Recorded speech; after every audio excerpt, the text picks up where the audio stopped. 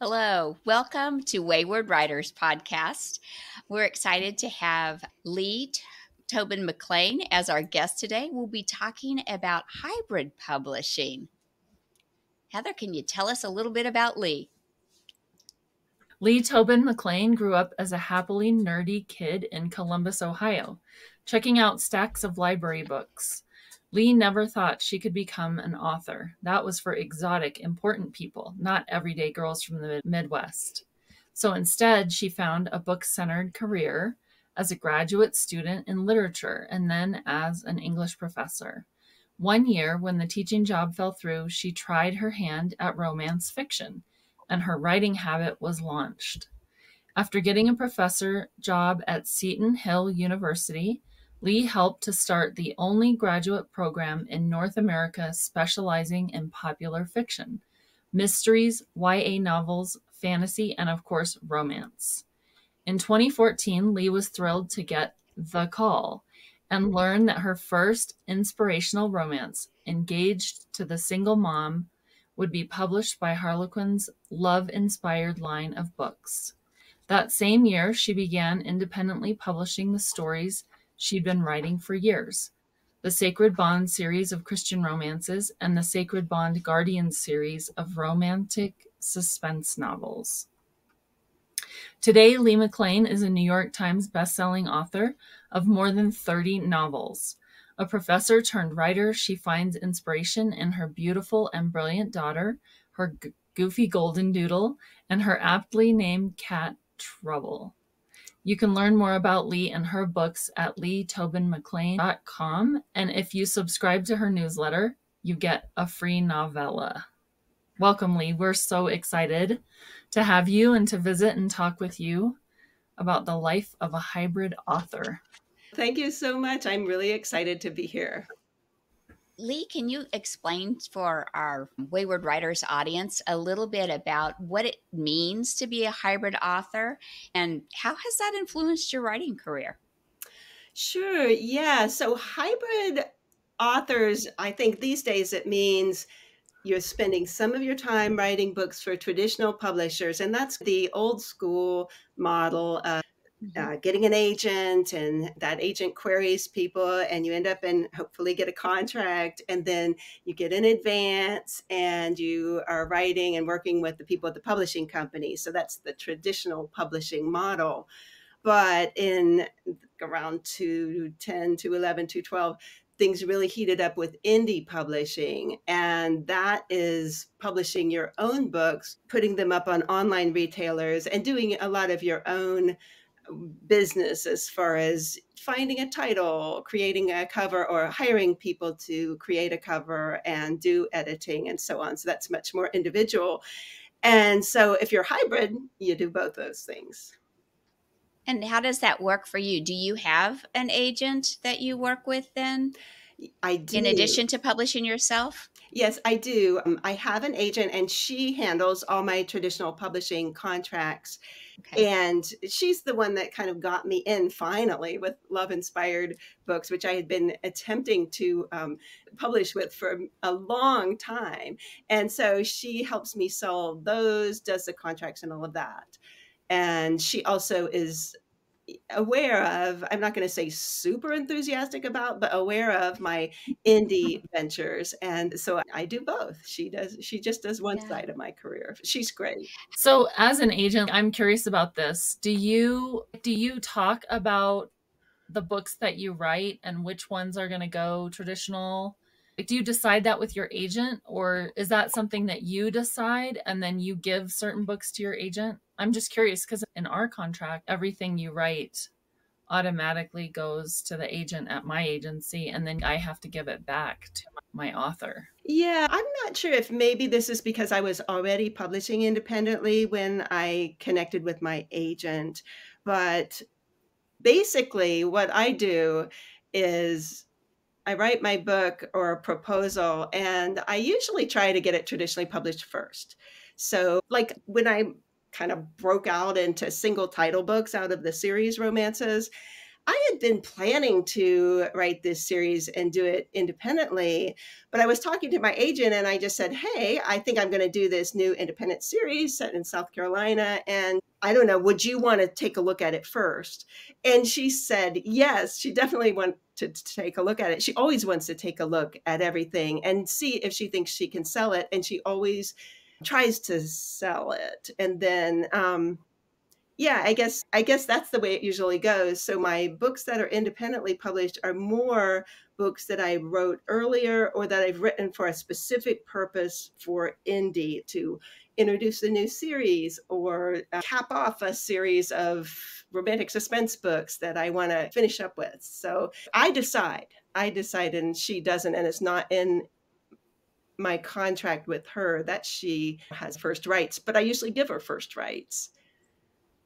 So do you use the same cool. pen name for both your traditionally published and your indie published books?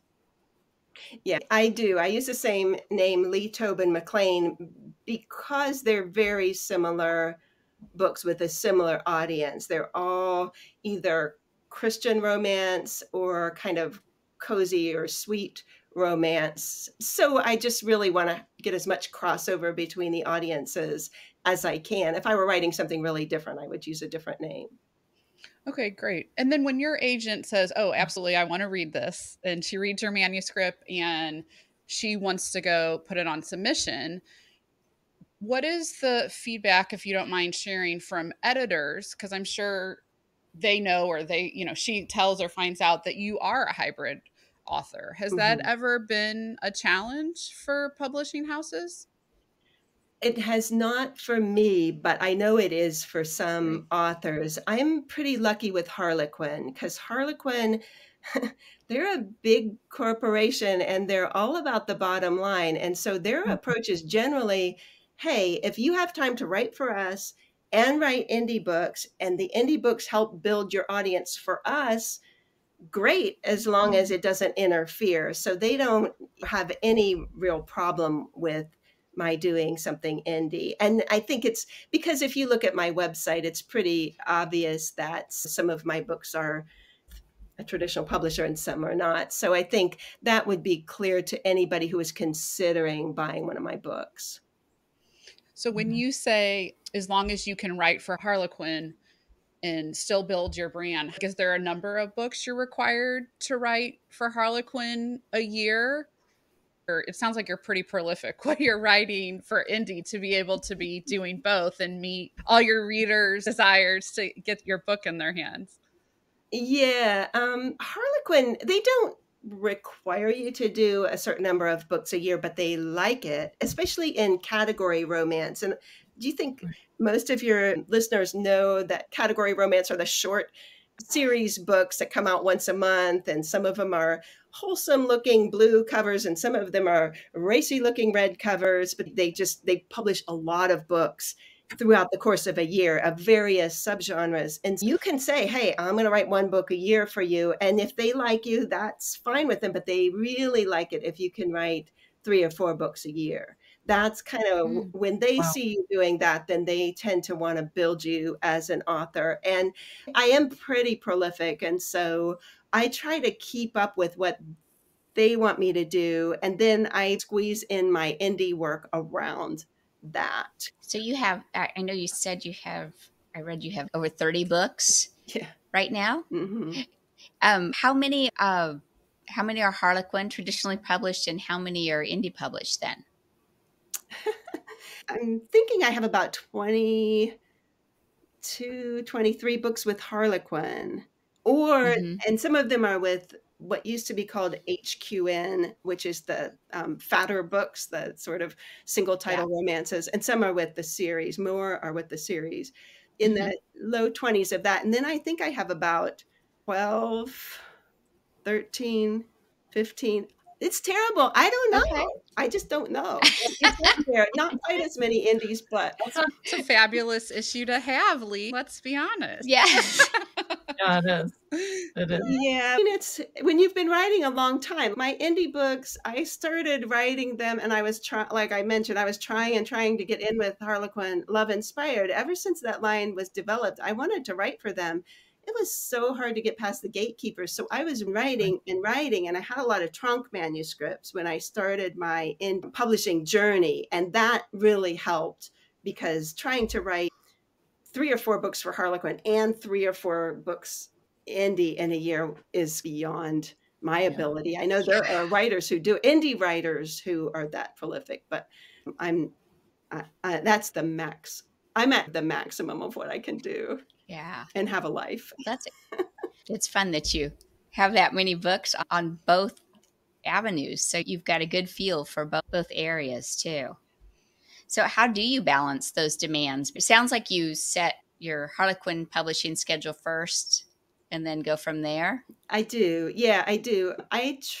They let you offer up your own deadlines when they want to do a contract with you.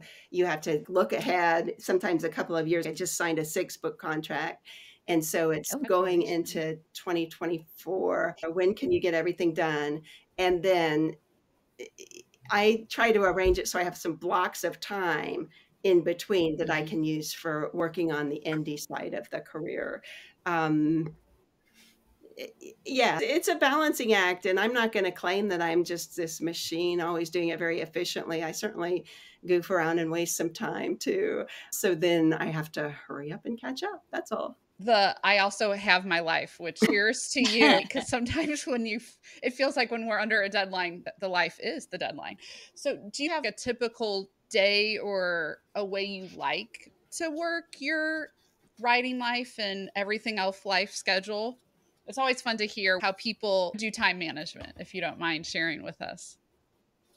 Yeah, not at all. So about a year ago, I retired from my professor job. And so that meant that I didn't have a lot of outside commitments. My daughter is 22, so she's fairly independent. She is back living with me after college. I spend time with her and with friends and so on, but I don't have the commitments of somebody who has a big day job or something like that. I tend to write in the morning. That's when my brain is fresh and I'm able to do creative stuff, planning, and so on. If I'm busy, if I have to meet a deadline quickly, I'll write early in the morning and then from 9 to 12. Sometimes I can be more relaxed and just do 10 to 12 writing, which is where I am now because I'm not in a hurry right at the moment. And then in the afternoon, I tend to do more of the business side of things, creating a newsletter or doing some posting on social media or just the kind of business things that go along, especially with an indie career. And then I guess the evenings ideally are for the life, for getting together with friends or cleaning the house or whatever it might be that I need to do. Okay, so what advantages do you find in being a hybrid author compared to solely going in one particular publishing route or staying traditional or staying indie? What advantages are there to having this dual kind of ability? Yeah, that's a great question because I think there are advantages to it. And the big one for me is having multiple streams of income, or another way to put it is don't put all your eggs in one basket. Right. Traditional publishing is always changing.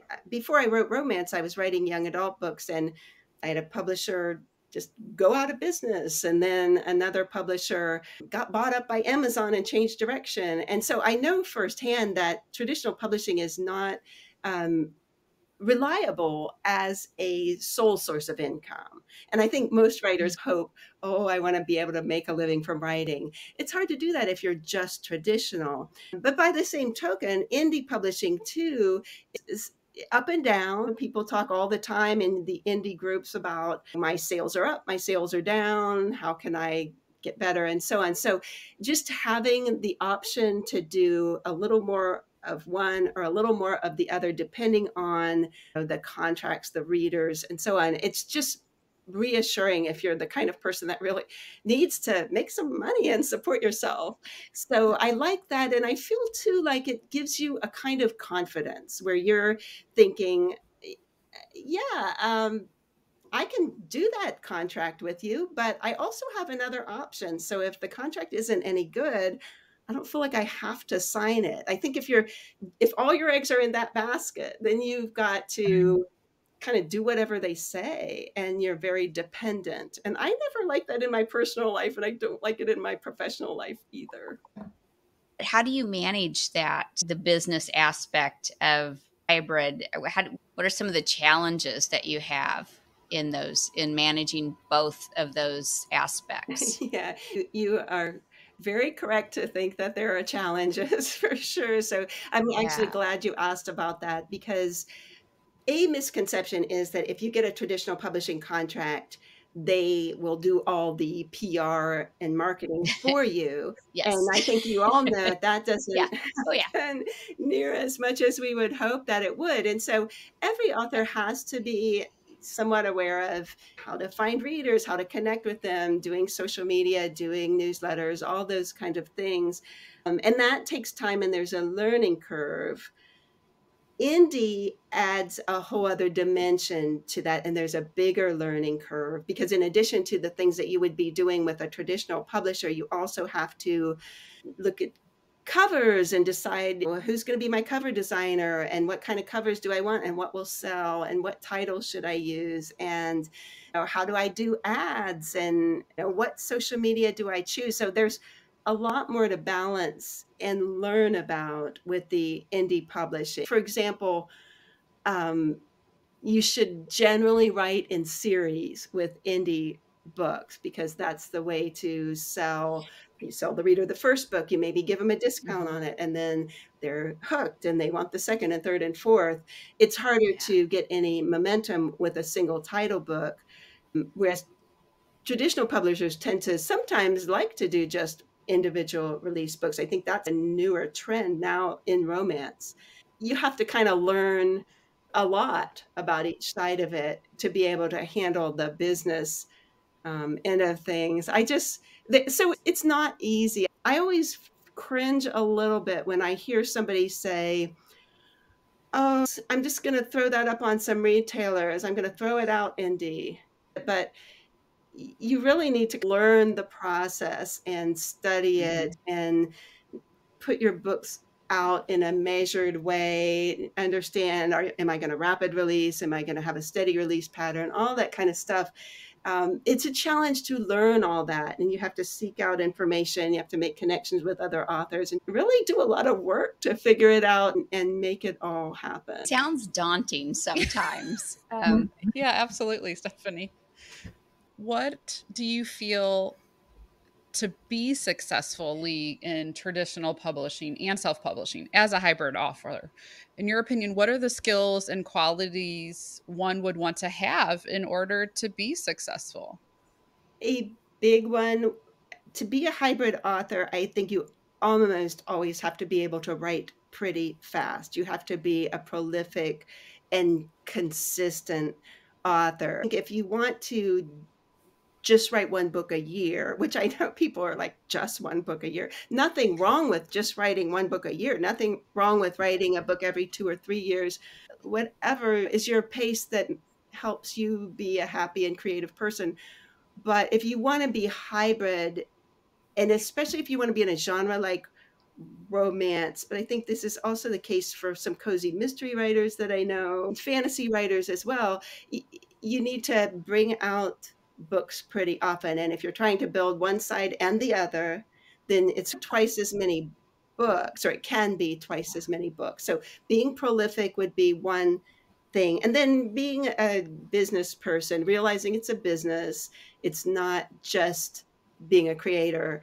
So you have to be willing to learn horrible things like numbers and spreadsheets and all of this stuff that, I'm not good at it, but I had to suck it up and try to learn and learn to do things like advertising. I'm a writer. I didn't go to school for that stuff, but I've had to learn it. And so that's a quality I think you have to have, is being willing to learn and looking at it as challenge and not just like something, oh, I hate this. I hate this so much. You have to be a little able to pep yourself up and say, oh, isn't that interesting that Amazon has changed their ad platform once again? And we have to learn to do it a whole different way. I guess that Yay! positive attitude is important too. Yeah.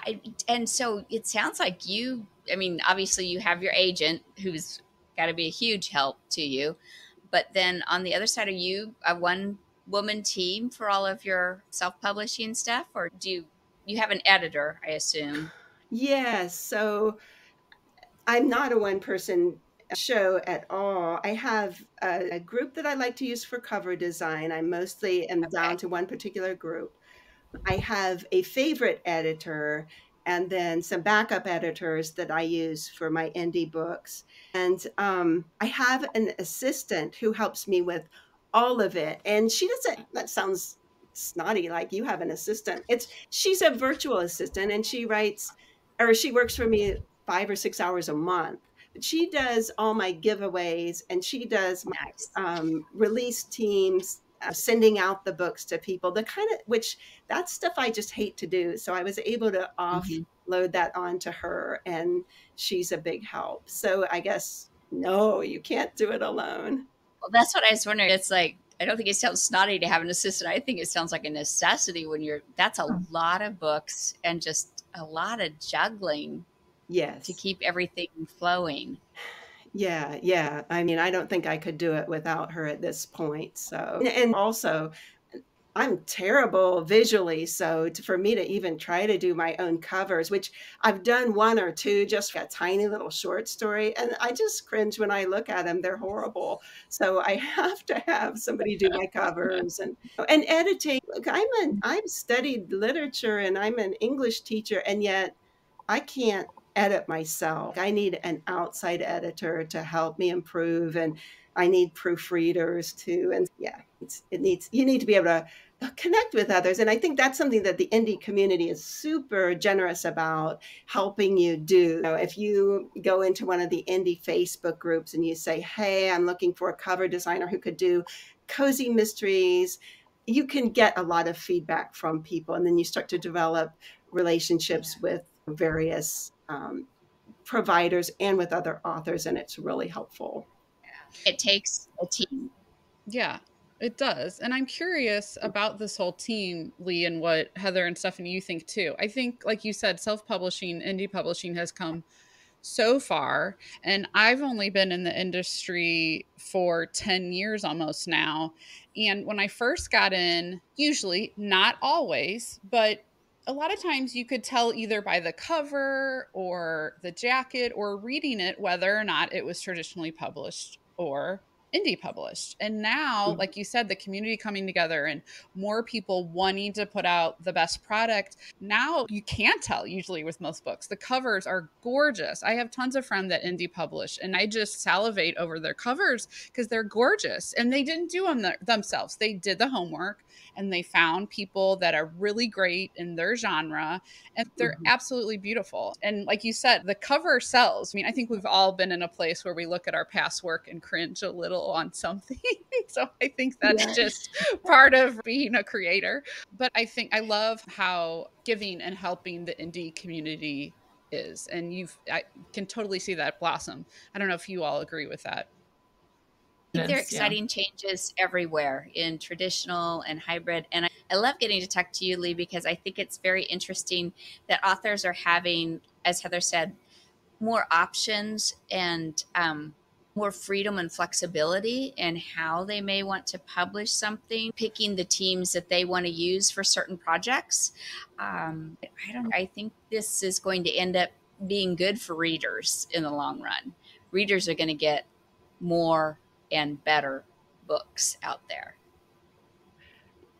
Yes, I think so too. The sort of standard line is, oh, there's just way too much to choose from. The market is flooded with all these indie products, but I'm not sure that's really the case. Or I've seen a lot of the cream rise to the top with indie books, the people that really are putting a lot of effort, not only into the covers, which is the first look, but also well-edited books, and they've started to build up a following. Yeah, those books are indistinguishable from traditionally published books. And yeah, and they're also a lot of times cheaper. And that's nice for readers too. That's one way you can kind of tell if a book is self-published or indie published a lot of times is it's got a lower price point. And I do that.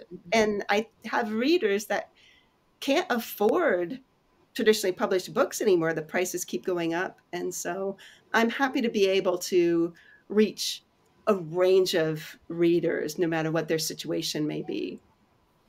We were just talking a little bit about pricing on traditional versus indie. How do you deal with the differences in the pricing for your products? Okay, yeah. I have zero input into the pricing on my traditionally published books. Sure. And it's not for lack of trying. I have asked numerous times, hey, we're putting out the fourth book in the series. Why don't we put book one at 99 cents? Harlequin is such a huge corporation. They have their own plans, they're price pulsing, Yeah. they've got a gazillion authors, and they're not really able to listen to me and my ideas of what would be great for selling my book. I just have to go with whatever they do. But for my indie book, of course, you're going to look at what other books are selling for in the indie space. Think and try to be in line with others in your genre. But then you just have so many more opportunities to set your book free for several days and then advertise it, or put out a free novella that you can send as a newsletter magnet, and that's going to lead people into your series. So there's so much more you can do and so much more control you can have with indie, and that's really one of the delights of it, is being able to play with pricing. I think there's a big difference between those two things because, with traditional, you do have that whole team of people that you don't have to pay for. And so the publisher's risk is that they are paying for all of this before the book publishes. And what they're trying to do with the higher price point is recoup their money as fast as possible. With traditional publishing, they do not having the ability to print indefinitely. You don't get to choose when they're in print because the contract states when X amount of copies are not sold, then it goes out of print. But the freedom of having that independent publishing is that then the longevity is forever, right? There's only a little bit of money that you have to recoup, and you're your own sales team. It's two different structures. And so, like you said before, being able to take advantage of both of those structures seems really like the sweet spot of publishing. Yeah, you're so right about that. And Backlist is a huge benefit of indie, but it's really a benefit of both. But you just don't have control over your backlist in traditional publishing. I've found that they, at least at Harlequin, they rarely give you back your rights because their ebooks are coming out or they've sold a certain number. And a lot of times they'll do something with Backlist, put my book in the back of a Debbie Maycomer book or a Cheryl Woods book. And these are such big, famous names that sell books. And then there's my little book in the back of it, hopefully gaining new readers. So they do things that really help the backlist, and that's great. But I have control over my indie backlist, and I can really goose my income by working with the backlist. Like I just recovered my first indie series, which was the Sacred Bond series. I just got new covers and played with the blurbs a little bit. And so now it's like being able to re-release them almost. And yeah, I'm thrilled to be able to get new readers that way. Some people that just found me with my traditional books will now go back and look at those old ones, and there they are, all fresh, modern looking. And so it's fun. It's actually fun to play with the backlist. It's a neat aspect of being hybrid or being indie also. Being hybrid, I would think you'd have that crossover advantage to being introduced to one. Maybe somebody finds you through Harlequin and then finds out, oh, there's more. So I can see where it would really be advantageous for your marketing. You're being able to be in two different markets that way. Yeah, it really is. And it's funny because the people that found me through traditional publishing, I can tell who they are a lot of times because they say, oh, are those books available in paperback? Are they available in audio? Are they available in large print? And they're talking about my indie series. For a long time, I just had ebooks because that was kind of the way people did things back in the 2014, 15. Ebooks were enough, but now, especially with my readers that prefer paperbacks, which is a lot, I've now got most of my books available in paperback as well. I haven't ventured into audio yet, and a lot of indie authors do. I just haven't found, I don't have the bandwidth to do that right now. But yeah, the crossover benefit is still really big. That makes got to make it exciting for your readers too. Fingers crossed. Absolutely, especially us romance readers. I think every reader just wants to devour books, especially when they find an author they like. But I know the romance genre is so bingeable.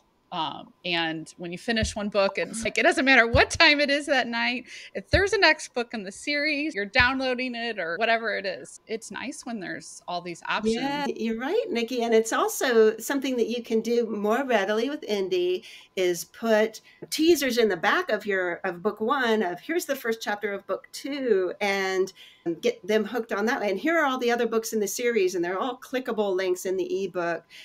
So that happens some in traditional publishing too, but sometimes my love inspired team wants to put somebody else's book or first chapter in the back of one of my books and sell their books that way. And, and sometimes I benefit from that by having a first chapter of mine in the back of somebody else's book, but it's all out of my control. And it's really fun to be able to play with the back matter of your books and see what can lead readers more into binging more and more of your books. What do you feel that you've learned from your indie publishing that helps improve your traditional publishing and marketing then? Well, I guess it's just kind of knowing how to do the indie stuff. So I recently was asked to write a novella to go along with a traditional series. Now, I'd done this before several times. They had published several novellas. They do them as novellas, and then they later put them in the back of one of your paperback books. And I had noticed that readers kind of didn't like that. Like they didn't really want to read the ebook ahead of time. They were overpriced and I wasn't making much money from them either. And so I'd been talking to other authors and we were all like, these novellas are just not doing what they're supposed to be doing. So I actually turned down the contract for that novella. I mean, I wasn't turning down much money, believe me. But I said, I think if it's okay with you guys, I'm just going to bring that out indie and then I'll use it to attract people to the series and I can just do the pricing and I can give it to my subscribers and all of that. And I can advertise it. And so I was able to, I think, improve the sales. And just because I knew how to do it, it wasn't a big ordeal to figure it out. I'd done it a bunch of times before. I knew how to format books. I had cover designers already in place. So, and I said, make them look like my traditional series for these because they're supposed to be leading into the traditional series. And my cover designer said, okay, we'll do it. We can do it. And there it was. So I think that was beneficial. That was something I knew already how to do because of all of those long hours of working on my indie books. You talking about the long hours, and I'm wondering, is there some resources that are your go-to? Any of us here in the Wayward Writers community that's like, maybe I want to try hybrid. Is there any resources you would recommend at large? I don't know of a book that will help somebody be hybrid, but you can find some articles and so on online. I've thought I should write a book about being hybrid. So maybe one of these days when I get some extra time, I'll do that. But it's really a lot of kind of pulling from the indie community, which Alana Johnson is somebody that's written 4 books, Indie Inspiration, they're called. And they're fantastic for helping you figure out how to do the indie side of things. And I think that's what you really need to learn the most because the traditional publisher is guiding you through everything and telling you what to do. But the indie, Alana Johnson, there's a 20 books to 50K is another resource. That's a Facebook group and it's a conference and it's If you Google that, you'll find out a lot of good information. Joanna Penn is somebody else who is very smart with the indie side of things. Now, the indie community can be anti-traditional publishing. So, because they've been burned at some point by maybe having a publisher close down and having a book not do well or having it not be marketed the way it was supposed to by the traditional publisher. So I don't blame people for being a little negative at times about traditional publishers, but I just think if you want to be hybrid, you just have to let that stuff go and just be open to the positive side of both. There is a positive side to both. Mhm. So I like that. Absolutely. When you do interact with people who are in the indie space, do you feel any pushback for being a hybrid author? I don't think so. I mean, the indie community is wonderful. I have so many friends in that community that I just adore. And by and large, I think people are like, go Leigh, you were able to hit a bestseller list, because that's something that's harder to do as an indie. But if you Mhm. are with Harlequin and you're getting your books into Walmart and Target and your grocery store, you're much more likely to have the bigger sales that will get you on a bestseller list. And I've had nothing but support for any achievements that I've had. But I do know that there is a bit of animosity toward the traditional publishing houses at times, no matter what you do. Yeah. It's a hard career, and people sometimes feel, oh, that wasn't fair what happened to me, which it probably wasn't. Yeah, I think Yeah. we're finding, just talking to different guests, that no matter what path you choose, or multiple paths, or if you switch at a certain time in your life, there's challenges everywhere. And again, that's life and that's business. And it's what we do with those challenges that makes us able to conquer our path, which is our goal here, to help one another do that. So, I definitely think that there's wisdom in what you say, that there's going to be challenges. And thankfully, we have a community where we can help support one another. And people get down on indie publishing too. And neither community is perfect and neither career path is perfect, but that's why being hybrid is so awesome, because you can kind of take the best of both. That's awesome. That's awesome. What notable differences, Leigh, do you see in editing and revision between indie publishing and traditional publishing, as far as the process or how you go about doing it, or time frame, things like that? Yeah, I don't know if this is going to be a popular answer, but my traditionally published books are better edited than my indie books. And there's a reason for that. Traditional publishers have a process, and you'll get feedback from your editor that's basically a content edit, and then maybe more, a second content edit. And then you'll get a line edit from somebody else in the company, and then you'll get proofreading from somebody else in the company. And so there's just a lot of eyes on the manuscript.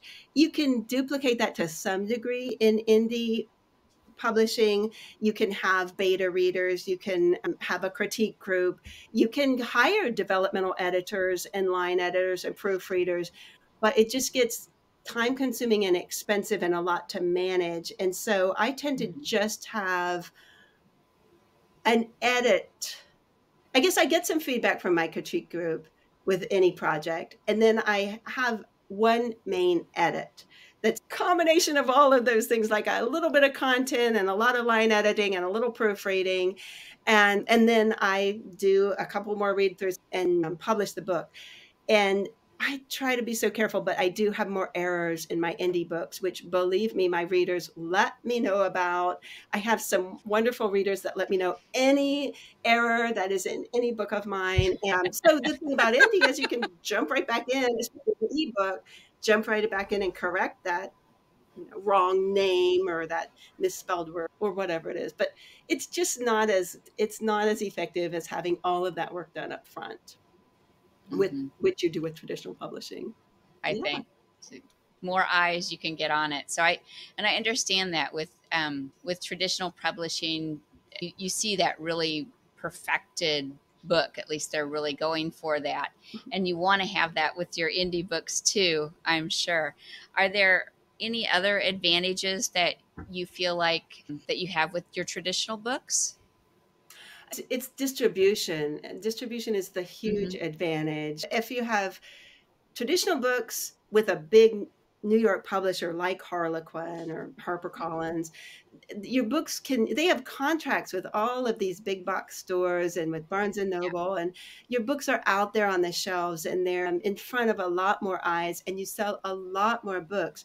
However, of course, you get a much smaller percentage of the royalties right, for those right. books. So I find it balances out as far as I sell a lot less indie books, but I get 70% of the royalties on those. And so it, Mhm. I make about the same amount of money with the indie books and the traditionally Oh, published interesting. books.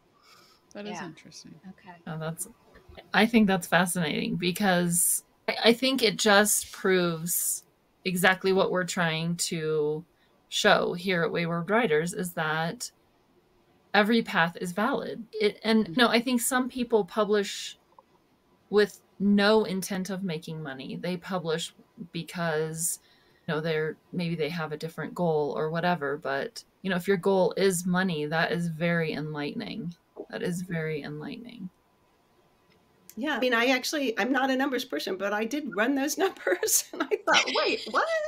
Okay, this is kind of, Your own checkbook numbers. I bet you like those. oh, I do. I like those a lot. I do too. I like it when it has numbers in my checkbook and not going out of it. Exactly, exactly. Okay, I have a question, authentic question here, because we're all about authenticity here. Can we talk about rejection for a moment? And I've only taken and are currently on the traditional publishing path, though I'm trying to always keep my eyes and ears open. But I have friends that Yeah. are on every different path, and I hear it seems more when it comes to traditionally publishing about that being a huge negative and maybe why people choose another path slowly on the rejection that you get in traditionally publishing, whether it's querying to an agent or an editor or etc. Can you kind of speak on that and maybe enlighten us on rejections that you might get in indie publishing and just yourself as a hybrid author? And I'm not asking you to share any specific scenarios that you've personally experienced if you don't want to, but just an idea, because it's my understanding that rejection can happen in any and all paths, unfortunately, but that's kind of part of the business and part of the process. I hate rejection and I think it's awful and it happens all the time. I think, it does happen more in traditional publishing because of all those gatekeepers. And, you have to usually get an agent and then they're putting your work on submission and it can still be rejected at that point by a publishing house. You can have a contract for years with a publisher and then they don't want your next book. So I guess rejection is part of the business. And I have a colleague who was formerly at Seton Hill, and he had a great approach, which was he would keep track of his rejections as an achievement. Like he wrote short stories, so he was submitting a lot of stuff and getting a lot of rejections and acceptances. But he made it like, yes, I got another rejection today, because that means your career is going forward and you're getting your work out there. And that's a good way to look at it. But when it's a novel that you've put your heart into and you can't get it published anywhere because everybody's saying no, that just hurts. And you definitely need chocolate and friends and all kinds of things to help you deal with it. Pet your dog. But the thing is, if you're hybrid, you can then say, hey, I think that manuscript was pretty good. I've gotten some feedback now. I'm going to edit it, revise it up, and I'm going to see what I can do with it indie. So indie is a good, antidote to rejection. Okay. Interesting. It does. It sounds like an interesting path that way to be able to mesh the two together. I really appreciate getting to hear about it from you, Leigh. Thank you. Absolutely. So, what advice would you give to any aspiring author who's considering a hybrid author career path? Okay, so here's what I would say is look at your schedule first before you even think about doing it, because there is a big learning curve to both paths, but maybe even a little more with indie because you're doing so much more of it yourself. And if you are a young mom or you're working a demanding full-time job or you're a caregiver, or you just really like to have a lot of recreational time in your life, you might not want to be a hybrid author. So I would say, think it through, and do you really have time to do both, and do both also that they're profitable and enjoyable parts of your creative life. You have to realize that it's a business, and on that is something that you need on both sides, but it's even more important when you're hybrid, is look at it as a business, take the business very seriously, and write quickly. That's the advice I would give for any hybrid author. Be prolific as fast as you happily can. Okay. That's good to know. And I think that's important for us when any of us are assessing which path we want to take. What are you working on now? That's what I was going to that's coming out soon from Leigh McClain? Well, I have a traditional book coming out next, and it is a Christmas romance with a dog in it. Nikki, you love the dogs. So it's one of these canine companion books. It's coming out in September with a Christmas theme, though. So that's what I'm going to be celebrating very soon on my social media and in my newsletter and all of that, giving little tidbits away. I hope if you like dogs and romance, then A Companion for Christmas is coming out in September. Oh, nice. Oh, and yes, you get a free novella when you sign up for Leigh's newsletter, which we'll have down in the show notes. So everybody needs to get the free novella. I signed up so I could read. Ditto. I will devour it this evening. Thank you so much for being with us. Thank you so much, Leigh, for being with us. Oh, thanks for having me. It's been so much fun to talk to you guys.